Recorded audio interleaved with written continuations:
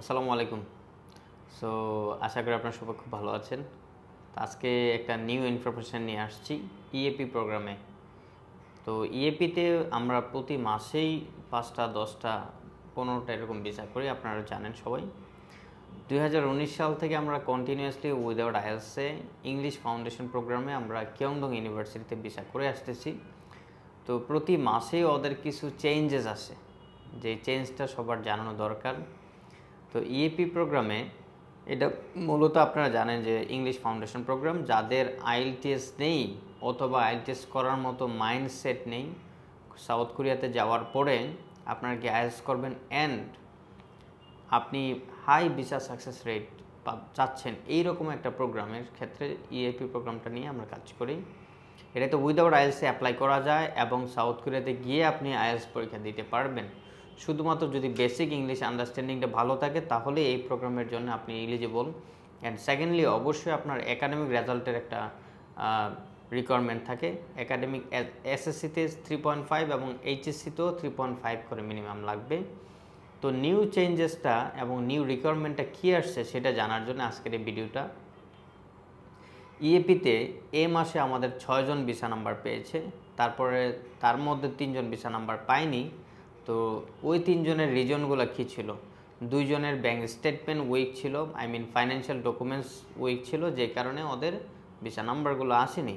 But আমাদের side থেকে 100% proper কাজ করেছি। আরেকজনের ভিসা নাম্বার আসেনি, সে ডিপ্লোমা কমপ্লিট ছিল এবং মাদ্রাসা বোর্ড ছিল, এসএসসিটা ছিল মাদ্রাসা বোর্ড। তো ইএপির নিউ রিকোয়ারমেন্ট হলো মাদ্রাসা বোর্ড হলে ইএপিতে অ্যাপ্লিকেবল, এলিজিবল না, আপনি অ্যাপ্লিকেশন করতে পারবেন না। এবং ডিপ্লোমা ডিগ্রি হোল্ডার্স থাকলে ডিপ্লোমা 4 ইয়ার্সের ডিপ্লোমা যাদের আছে, এসএসসির পরে যারা ডিপ্লোমা করেছেন তারাও ইএপির জন্য এখন থেকে এলিজিবল না। সো শুধুমাত্র যারা সেকেন্ডারি এবং higher secondary A level O level থেকে পাস করেছেন তারাই ইএপিতে অ্যাপ্লিকেশন করতে পারবেন। একাডেমিক রিকোয়ারমেন্টের ক্ষেত্রে অবশ্যই 3.5 মেনটেন করতে হবে অথবা 70% মার্ক আপনার থাকতে হবে। ওকে, সো যারা এখন নিউ অ্যাপ্লিকেশন করতেছেন এবং আমাদের নতুন অ্যাপ্লিকেশন যাদেরকে আমরা অ্যাকসেপ্ট করতেছি, অবশ্যই তারা জেনারেল এডুকেশন বোর্ড অথবা এ লেভেল ও লেভেল থাকতে হবে। আইএলটিএস না থাকলেও কোনো সমস্যা নেই, যদি ইংলিশ বেসিক আন্ডারস্ট্যান্ডিং ভালো থাকে তাহলে আপনি অ্যাপ্লিকেশন করতে পারবেন।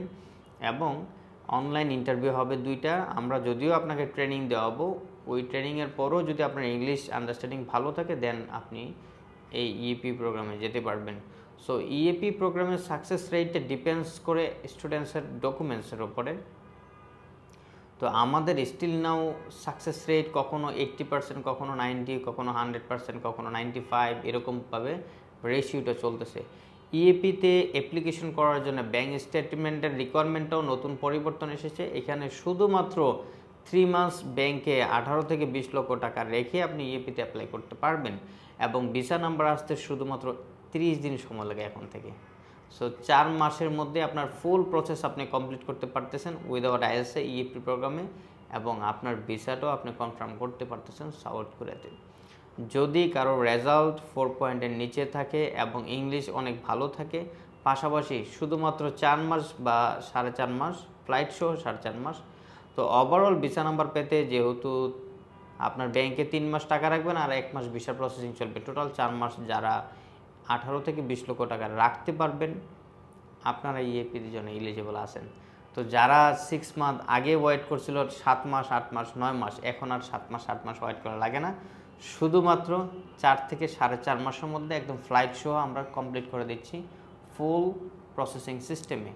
যারা ইএপি নিয়ে আরও বিস্তারিত জানার দরকার প্রয়োজন মনে করেন এবং যারা ইএপিতে অ্যাপ্লিকেশন করার জন্য মাচ ইন্টারেস্টেড, তাদেরকে আমরা ওয়েলকাম জানাবো অ্যাম্পল এডুকেশনে।